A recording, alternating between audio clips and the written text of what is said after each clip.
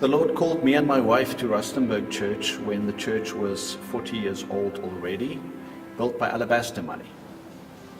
There were 10 people in the church, various reasons why, but I started preaching my heart out, teaching them, training them, and at one stage I did a sermon series about getting out of the boat and obeying, doing the things that we're uncomfortable with.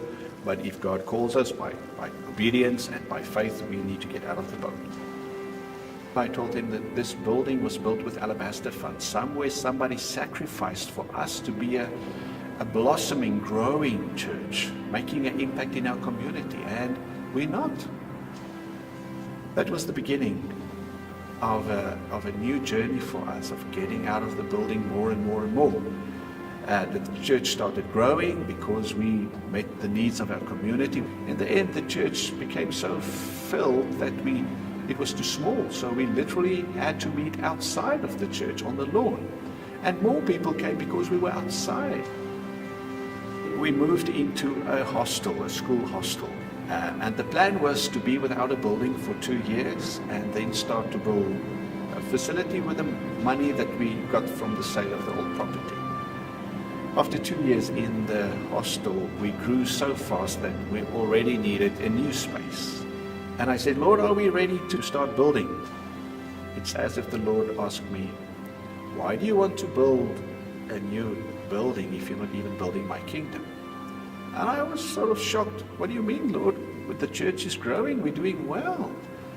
And at that moment, a number of teenage boys came running through the gate. And then I realized, we greet each other, but I've never had any discussion with them about Jesus, any conversation.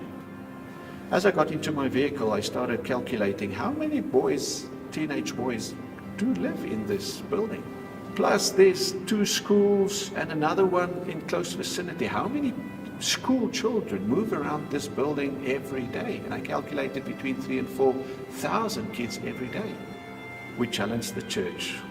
Would it be okay? Would you approve? Would you support us not starting with a building, but getting out of the boat again, going without a building for some more time, and making an impact on children and youth in our community? Unanimously, they supported us. So we used the building fund to buy a tent, to put up a youth center.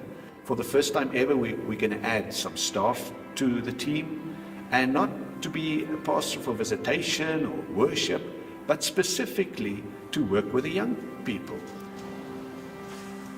Fast forward 5 years, 7 years at that stage. The plan was to be without a building for 2, that stretched to 5, and in the end, 7 years before we moved into our new building. A number of miracle stories. The church just kept on growing, it kept on growing. It's as if the Lord started with voices saying, so we're reaching this community, but what about that community? There's a farming community 20 kilometers out of Rustenburg, and the guys don't really go to church. There's no churches there. They have to drive to get to church. So we prayed about it, asked the Lord for his guidance. Somebody phoned and said, we're building this chapel. If you would ever be interested, you can use this. Long story short, they donated a 300-seater church for that farming community. I'm sitting in it right now. We started 18 months ago. Of the 300 seats, half of them are already filled on a Sunday. And already we're looking at the next community, another 25 kilometers away, a mining community. Somebody sacrificed Alabastro funds so that we can have a tool to reach to our community. And as a church, we are compelled to use the sacrifice other people made with Alabastro money to keep on impacting our local communities.